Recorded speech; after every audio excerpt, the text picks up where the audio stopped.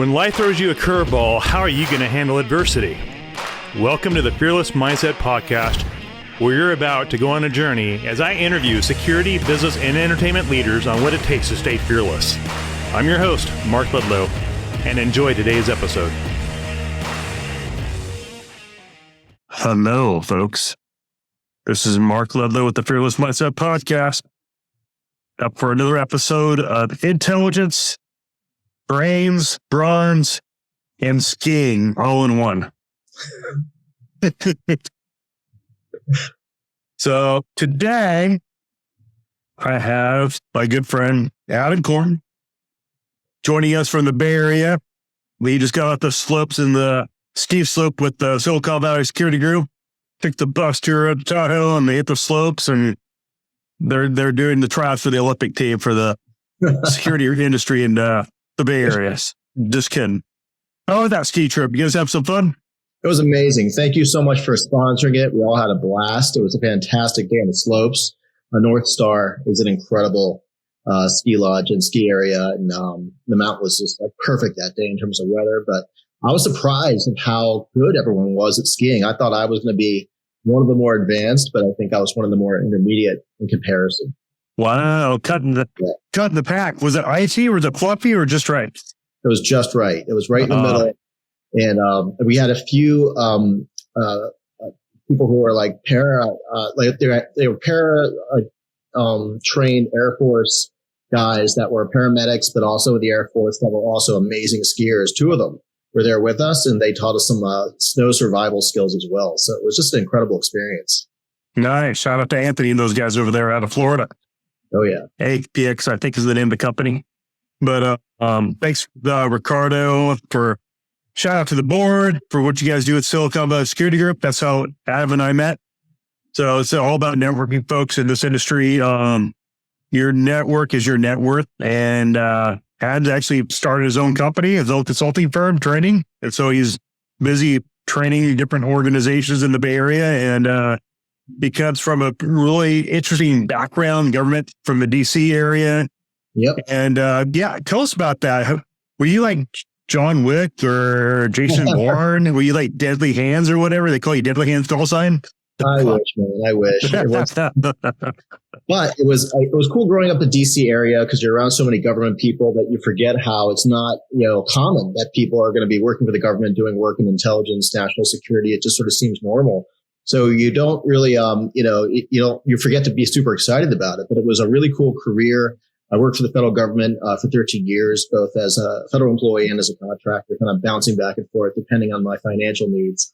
But when I was a Fed and working for some of the intelligence agencies, started off with the NSA and counterintelligence, then moved on over to CIA doing targeting and that sort of thing, and then worked for an organization called the National Nuclear Security Administration doing intelligence work still. Wow. That was pretty cool. But when I was with the agency, I worked overseas a bit and worked a lot in Southeast Asia, and it was really exciting, fantastic, and it very well set me up to teach at a military university, National Defense University in Washington, D.C. at Fort McNair, where I taught counterinsurgency for 2 years and critical infrastructure protection, learned all the elements of physical security, mostly through the national laboratories like Sandia, PNL, and it was that was a really great education, which was on top of my formal education at American University. So it was a really cool career, set me up very well for the private sector. And now I've worked for like Google and Meta, Fitbit, GoFundMe, building a lot of the physical security programs and intelligence programs they have at those companies. I just talked to Stephen Pillarins over there at Altic this week and had a great time. And some of the potential clients he was talking to and say, hey, do you have any analyst, protective intel analyst? Because that's what we need. Yeah. I'm like, really? Oh crap. That's where our security is really going. It's not being a bodyguard or an EP agent, really. It's more, these corporations need to know data, threats, data, all that stuff that you spent your entire government career doing. That's what the big organizations want. They really don't want bodyguards per se. They want information to give to their C-suite. You say, hey, this is our data. This is this is justifying the reason why we gotta spend it. That's kind of what I'm hearing out there. And I'm like, told Steve, like, hey, this is where I'm going to be taking my company. We're going to be looking for analysts, bring on analysts, and we're going to take my Ledlow security group in that way. You're already there. You know that background. That's what you've done your entire career, and you're in that world. So being that you're in that world of intelligence and what's going on right now globally with, Ukraine, we got the whole thing in the Middle East. What is your thoughts from that perspective? Are things going to continue to get dicier and more dangerous? What do you think? Things are going to get dicier. I think you're absolutely right in seeing that in our industry, there's going to be a lot more need for protective intelligence. I think it behooves companies to find people who used to work for the government, and they can kind of mirror some of the programs, the way of operating from an intelligence perspective. And also, I think a big part of it is really in our industry, there's a lack of ROI. People don't really understand the return on investment of security because it's kind of the same conundrum that people have with security in the government. Like something happens and then they develop the security systems, then nothing happens. And later on, people who are counting money say, well, we don't have any security problems. So why are we spending all this on security?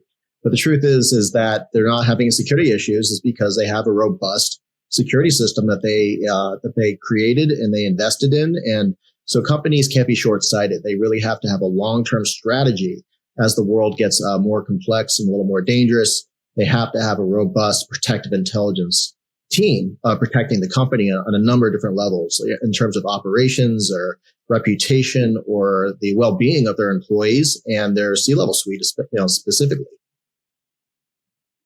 What did you enjoy most about working on the government side?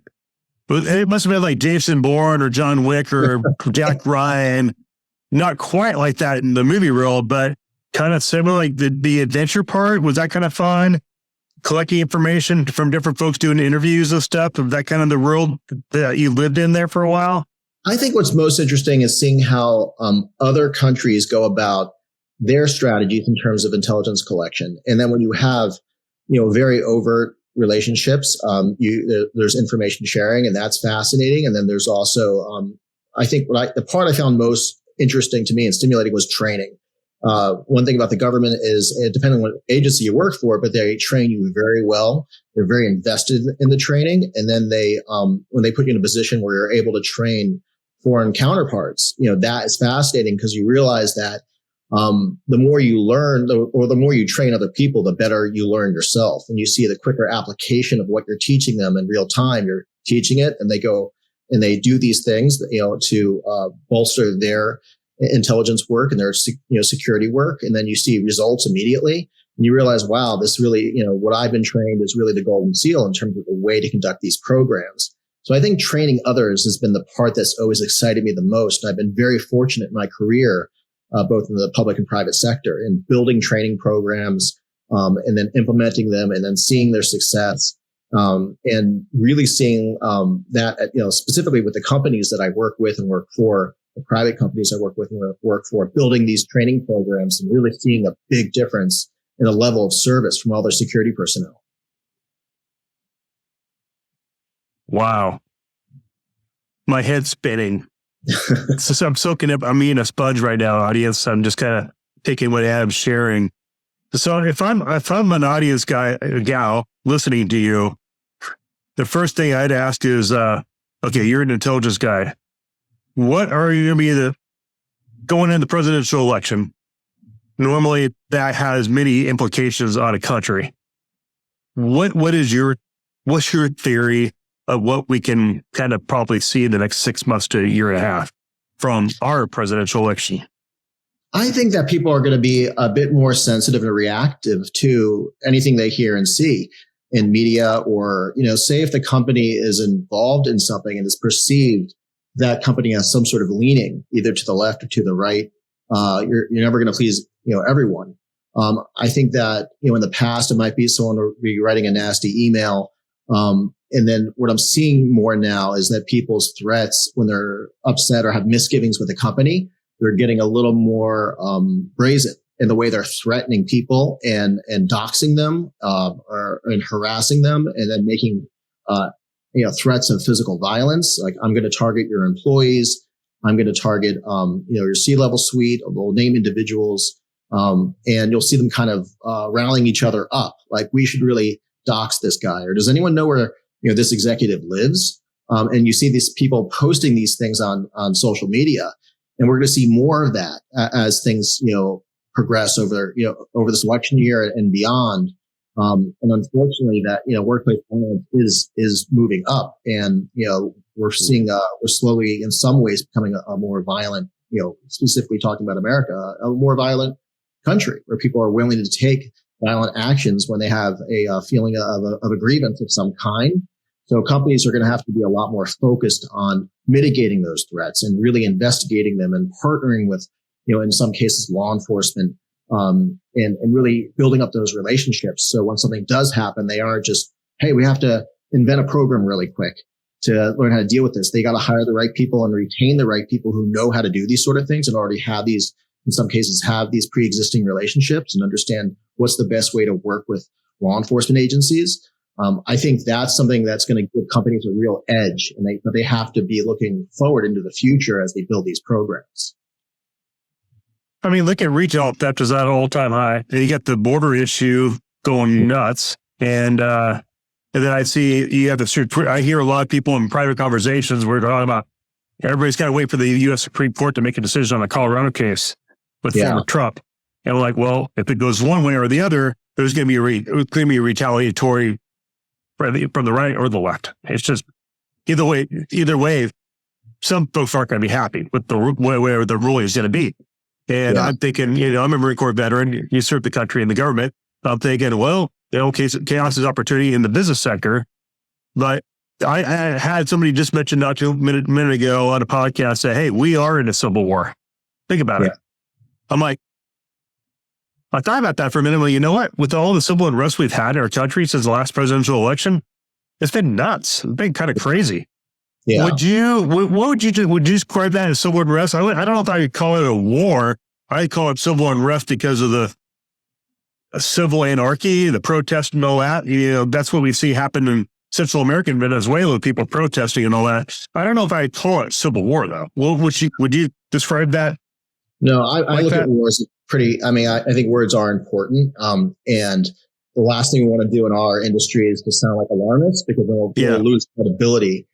So I would, if for me, I'd back off the word war, and I look into, I think civil unrest is a very good way of looking at it, and realizing that it could unravel and get a lot worse. But I would try to look at things as clearly as possible and minimize alarmist words and language, because it just really hurts the credibility. I've in this industry, when you're talking about certain concerns, and there's some people who are more interested in security and less interested in security, and they just look at the cost of things. Let's face it, when you're running a company and you have a big spreadsheet of all of your overhead, typically security isn't going to be at the top of that spreadsheet. It's going to be way down at the bottom. I mean, it's literally, I've sat in those meetings and I see security kind of not far away from culinary services and janitorial services. And then, at the top just says, hey, look, do we really need all this spend on security? Is it something, that we really need to spend all this loot on? Can we just be more lean there? Or why do we have these various softwares that are so expensive? And why do we, pay, these people working in security as much as we're paying, or in some cases paying millions of dollars for, a vendor who offers security guards for some of the larger companies, but literally millions upon millions of dollars.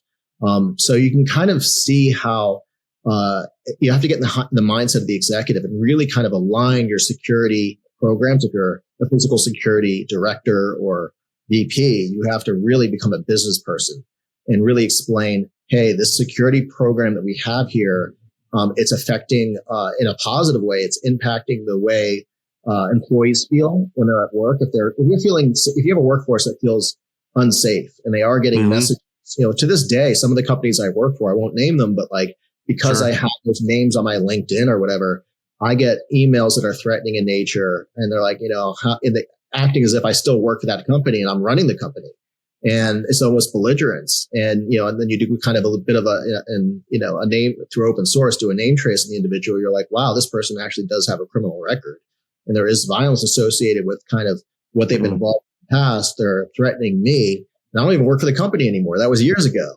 So Yeah. it is a very interesting thing to keep an eye on, because we're going to be seeing more of that as time goes on. Good point. Very good points. Yeah, just for the audience, I just want to get Adam's perspective, because he has been an agency guy. He is an analyst. That's what he's done. And, I'm a patriot for my country, and I want peace for all people, whatever you believe in.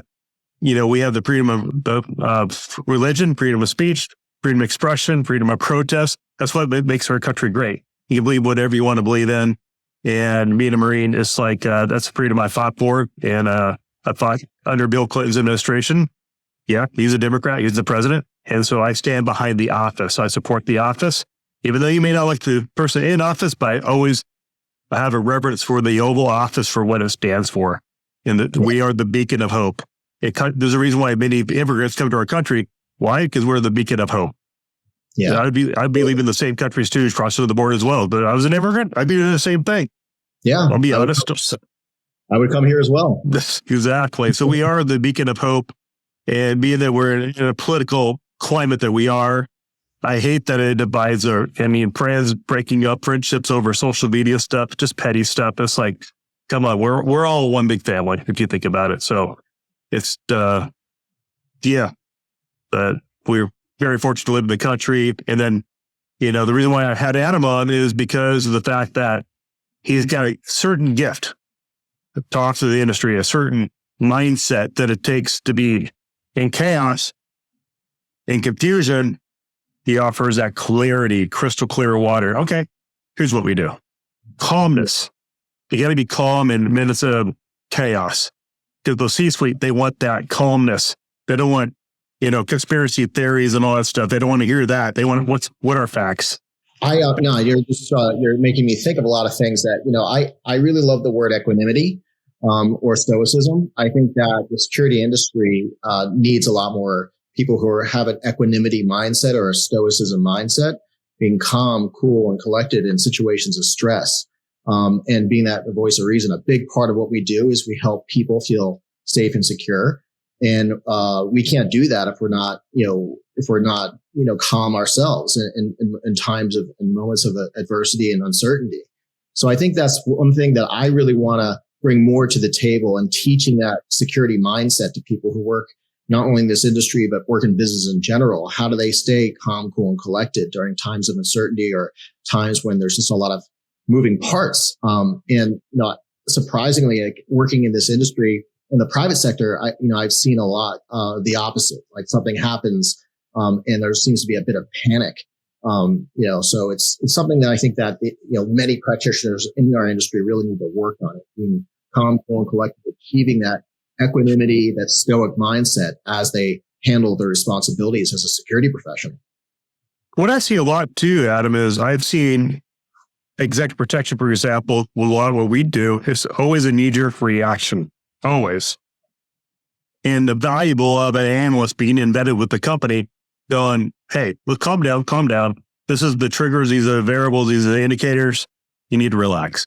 You're reacting off emotion, you know. And so I think we get caught up in that emotional spin cycle of chaos. And I think that's why military folks are really good, because they're trained, battle trained, tested through boot camp.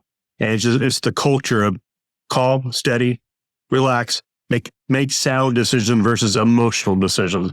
And I think we become a country of a reaction, a culture of reaction. Yeah, I've seen that. And I've seen that in companies too, where, something happens, like there might be an incident of workplace violence or a spike in threats. And what a lot of executives don't know is that there's a psychological concept called the worry well. And the worry well is basically, when you're a subset of people, or a group of people, such as the employees working for your company, once they're, start worrying about, an incident that happened, collectively, they all start to worry a bit, and that affects performance. And so a lot of companies don't address these incidents appropriately, or they don't really advertise their safety and security program in an appropriate way. So a lot of employees don't feel protected. They don't know that there's analysts that work for these companies that look at these threats, chase each one down, mitigate them appropriately.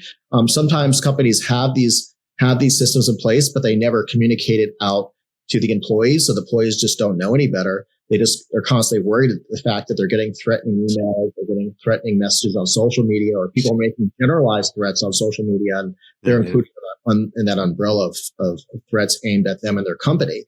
And it starts to, really, affect their performance because it's a part of their thinking and their mindset. Then you say if you have 10,000 employees and then you times that by 10,000, that starts to create a worry well. And then, and that just needs to be, absolutely addressed by these companies. And I see a lot of companies really failing to do that. And I think it harms them more than they know. Yeah, I started thinking my brain video player went into watching these kids and adults on their phones and watching all these news information coming through across their phone on all their apps. Yeah. And the question is, hey, filter, is it false information or real information? And I think the big techs, they have information coming in. Who knows if it's false? Who knows if it's true? And I think we spend way too much time on our phones getting incorrect information that's not even true and basing emotional opinions based on even false information that doesn't even exist. And that's causing the emotional reaction we're getting by our culture because we're on our phones constantly. Yeah, it's an inundation, and I think it's disorienting for a lot of people. And we haven't really figured out a way to deal with that in our society because the technology is moving so fast. And now that we have AI, it's moving 10 times faster than it did just basically a few months ago.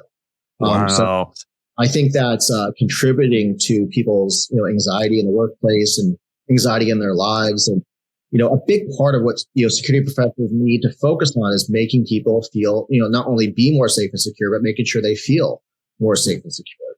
And that takes a bit of emotional intelligence, and it takes a very good understanding of internal communications. And if you're a security professional and you don't have a very close relationship with your internal communications team, that is going to hinder you amazingly. And if you, of course, get your top cover, make sure that your executives are okay with you having a close relationship with the internal communications team. And once you get that top cover to do so, really sit down, take that internal communications team out to lunch or whatever you need to do and let them know how important it is that they need to partner with you to make sure that employees feel as safe and secure as possible and without scaring them. Because if you just inundate them with all the things you're doing and communicate it the wrong way, they might feel less safe and secure. So you need to work very carefully on the messaging about your safety and security program and communicate in a way that really is effective and really enhancing that feeling of safety and security. And other ways of looking at it is, having something like a insider threat program is also a fantastic deterrent. So just communicating, hey, we have an insider threat program to our employees. It protects you in a few ways. It lets employees know what to look out for. It lets employees know what to do in case there's some concerning behaviors. But also, it is a deterrent. If like an individual decides that or they're being sort of coaxed into harming their own company in some way, in some malicious way, taking information, selling information, or putting a thumb drive in their computer when they know they shouldn't. Knowing that there's a robust insider threat program that's been communicated to them, it will make them think twice about these sort of actions that could really harm themselves, harm the company, harm their coworkers. So I think that's another thing that security teams need to do while they're working with internal communications. Yeah, there's so many variables like internally, like you said, the thumb drive, boom, tap into it, and then do you have like a what do they call that? Geofencing to identify that. Boom, we got a threat in the laptop. Boom, trigger goes off, or a flash goes on, or alert goes off. I mean, there's so many things, and penetration testing as well. Yeah, that's just a different techie, different world. Adam, I got to ask you about your new company. You just launched it. You became an entrepreneur. You're excited about that. Tell the us more about turning your new leaf, your new season, new chapter in your life, and going, you know what? I'm going to try this entrepreneur, business owner, consultant, little business thing out myself to see what it's like. How's it going so far for you? It's going good. I worked for some great companies here, like as I said before, like with Google, Meta, GoFundMe, and building out a lot of their physical security programs and protective intelligence programs and that sort of thing. But, I just kept on, basically other friends in the industry were asking me for free advice, all the time. And it got to, and I didn't Free mind advice? all the time. And I didn't mind doing it. But after a while, I was just like, you know what? I think that, if I dedicate more time and energy into this and make sure that the products and services that I'm offering are more polished, these are services that are valuable and these are things you could potentially sell. So, the name of the company, it just shows, security solutions. It really focuses on those internal communications, but, and also just general physical security consulting. But the main focus is training. So anything about safety and security training is the main focus in terms of I can build whatever module. So if you sent me some sort of, policy and SOP on anything security related, I can build a training experience that's engaging and fun and interesting. Or if you want me to train on subjects that I commonly train on, such as de-escalation or, security, customer service excellence, travel safety and security, I can build those sort of training modules and then deliver them in any particular way, whether it be e-learning modules. I can go on site and train and make an interactive fun class that involves fun things like improv and comedy and try to make it fun and light, but hyper effective. And also, doing virtual live sessions like over Zoom and that sort of thing.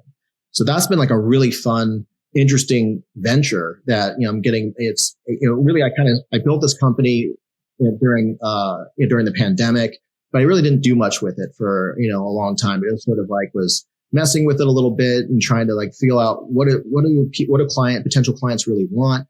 But then, just, very recently I decided to make it more official.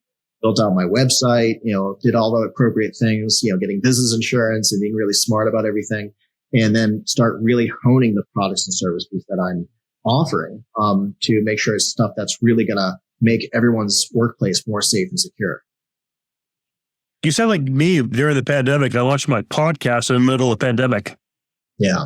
I was like down in Sherman Oaks meeting with a friend's brother-in-law. He goes, "Hey, have you ever thought about a podcast?" I'm like, "What's a podcast?" I'm like, "Huh. Well, talk to all your people that you work with. Have them come on the show." I'm like, "Oh, okay." And, it's just reinventing the wheel, while everybody's sitting at home doing nothing. Yeah. That's fantastic, man. I'm glad that you have this podcast. It's, it's a wonderful podcast and you got a great voice for it. So you're lucky. Very lucky. Yeah. Yeah. My dad's best friend, he's like my uncle, said, "You should be on radio." I'm like, "Radio? I don't see me on radio." Now you're, 20, 30 years later, who would have guessed to be running this? Yeah, it's a trip. It's just like, really? But what I enjoy most about it is the learning of like your background, the learning of what is an analyst? What do they do? What is the underlying variables and the indicators to know when to pull the trigger to let the C-suite know, hey, we got a problem, the corporation culture, we got to address it right now.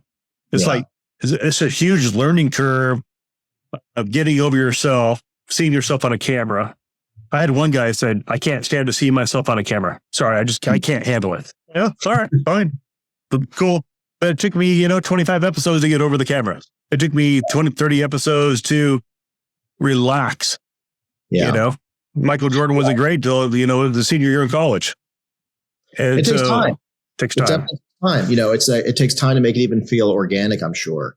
I hear a lot of different podcasts, different stages of their evolution, and some of them, feel very well scripted. And you can tell when someone says, "Hey, look, here's the general script," or "What are you going to highlight?" And then you can tell when it's more just ad hoc, like the way we're doing it now. I love the fact that there was no preamble.